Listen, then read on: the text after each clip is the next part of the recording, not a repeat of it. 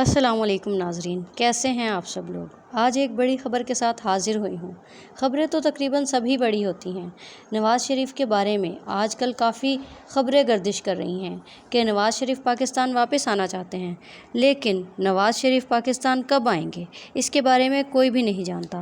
نواز شریف نے بہت زیادہ غلط وقت پر غلط بیان دے دیا ہے۔ نواز شریف صاحب نے اتنی بڑی غلطی کر دی ہے جس کا ان کو خود بھی اندازہ نہیں تھا۔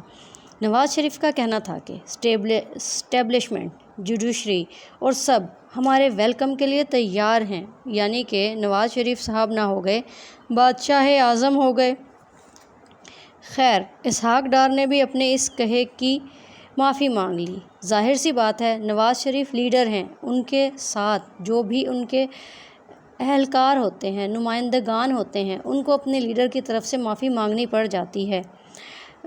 اسحاق ڈار کا کہنا ہے کہ لوگوں میں شعور بیدار ہو چکا ہے۔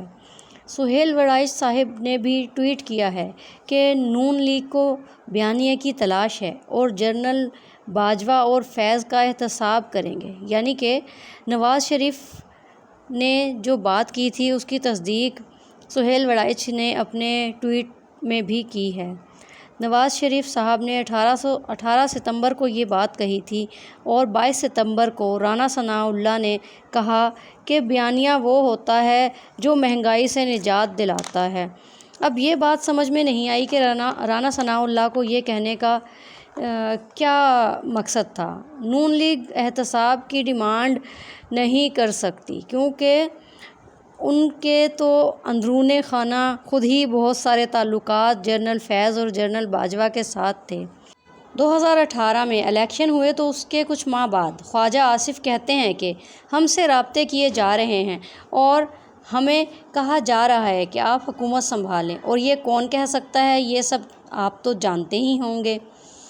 تو اس لیے نواز شریف کی یہ بڑی سنگین غلطی ان کو خود ہی لے ڈوبے گی۔ اب اسٹیبلشمنٹ کی طرف سے ان پر دباؤ ہے کہ وہ آئیں اور عدالتوں کا مقابلہ کریں۔ احتساب انہوں نے جو کہا تھا کہ ہم سب کو لٹکا ڈالیں گے، ججوں کا اور جرنیلوں کا حساب کیا جائے گا، یہ چیز ان کے گلے کی ہڈی بن چکی ہے۔ اب ان کو پاکستان آنا ہی پڑے گا، ہر صورت آنا پڑے گا، اور ان کی بازی جو ہے وہ اٹک گئی ہے، لٹک گئی ہے۔ بہت ہی عجیب صورتحال کا وہ شکار ہو چکے ہیں اس وقت۔ اگر آپ سیاست سے دلچسپی رکھتے ہیں اور اسی طریقے کی مزید اپڈیٹ چاہیے تو میرے چینل سے جڑے رہیے۔ اگر آپ کو میری یہ ویڈیوز پسند آتی ہیں تو ان کو لائک، شیئر اینڈ کمنٹ کیجیے۔ اللہ حافظ۔